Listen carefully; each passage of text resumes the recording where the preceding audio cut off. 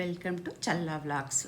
మనం చూసాం కదా, నిన్న మనము చిక్మంగళూరులో అన్నపూర్ణాదేవిని దర్శించుకున్నాము. అక్కడి నుంచి బయలుదేరి వెళ్ళేసి మనము మళ్ళీ ధర్మస్థల వచ్చాము. ధర్మస్థలలో మంజునాథ స్వామిని కూడా చక్కగా దర్శనం చేసుకొని మనం ఇప్పుడు కుక్కి సుబ్రహ్మణ్య స్వామి టెంపుల్కి వచ్చాము.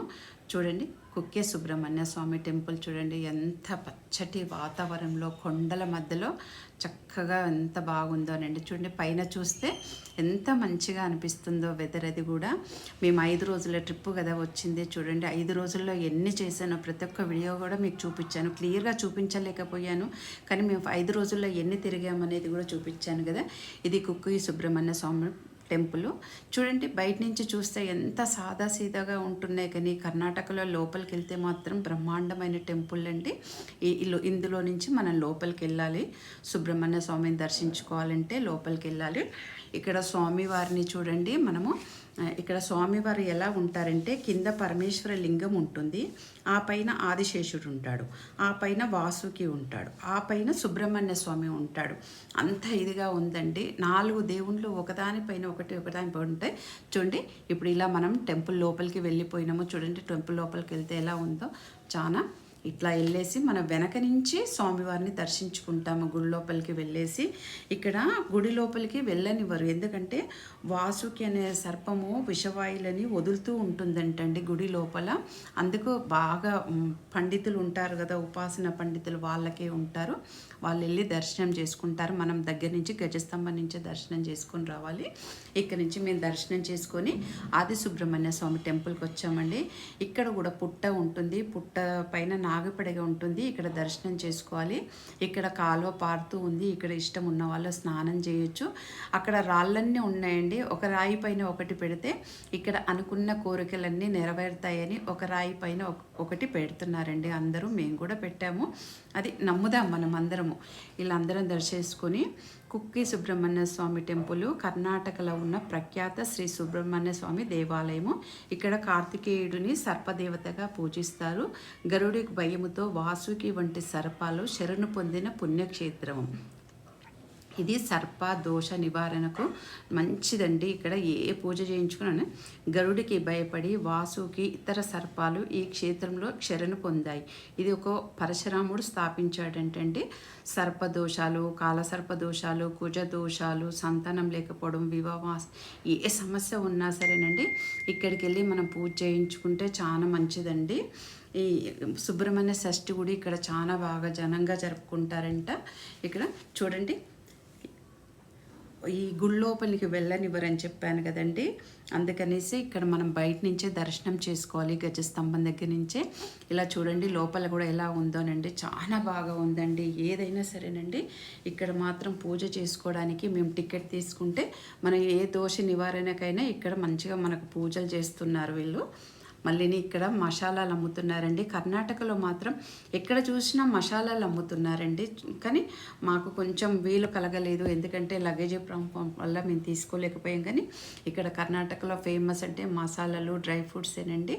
యాలక్కాయలు, లవంగాలు, దాల్చిన చెక్క, జాజికాయ, చాపత్రి అన్నీ అండి. అరటికాయ చిప్స్ అయితే ఎంత బాగున్నాయనండి. చూడండి, అన్ని డ్రై ఫ్రూట్స్ అది, కానీ చాలా బాగా అమ్ముతున్నారండి. ఎక్కడ చూసినా సరే ఇవి మాత్రం బాగున్నాయి. ఇక్కడ నుంచి మేము ఇదంతా అన్నీ కొనేసుకొని రాత్రి పెట్టుకున్నాము.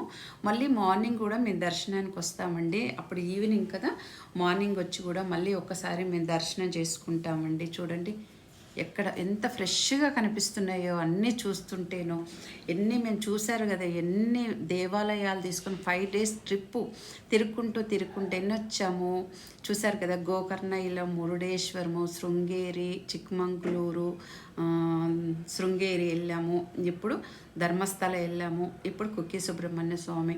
ఇక్కడ నుంచి మనం ఇంకొక టెంపుల్కి వెళ్తే మనకు అయిపోతుందండి.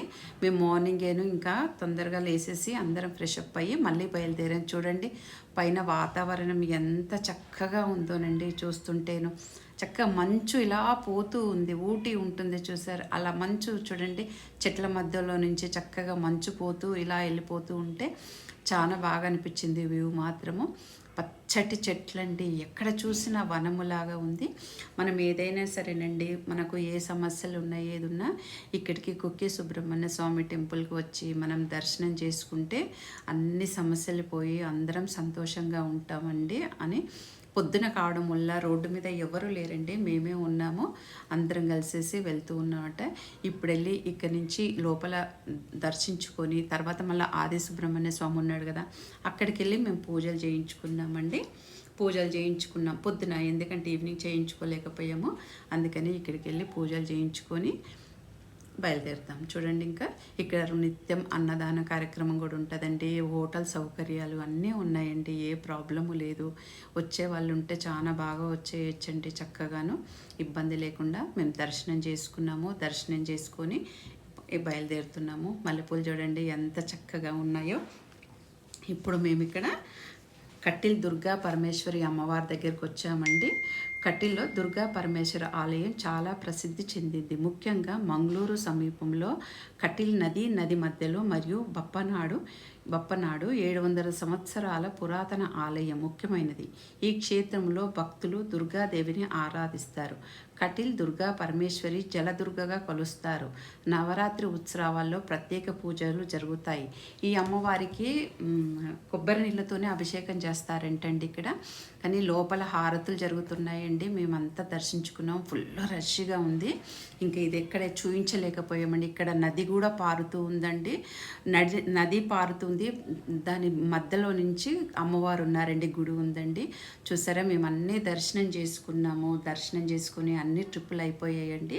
ఇక్కడ నుంచి మళ్ళీ బయలుదేరి హైదరాబాద్ వచ్చేస్తున్నాం. మేము ఫ్రెండ్స్ అందరితో కలిసి వెళ్ళాం కదా. చూడండి, 5 రోజుల ట్రిప్పు ఎంత బాగా ఎంజాయ్ చేసామోనండి మేమందరం కూడాను. గోమాతను పూజిద్దాము, గోజాతిని రక్షిద్దాము, లోకాం సమస్తాం సుఖినో భవంతు. హరరపతి పరమేశ్వరి శంభో శంకర.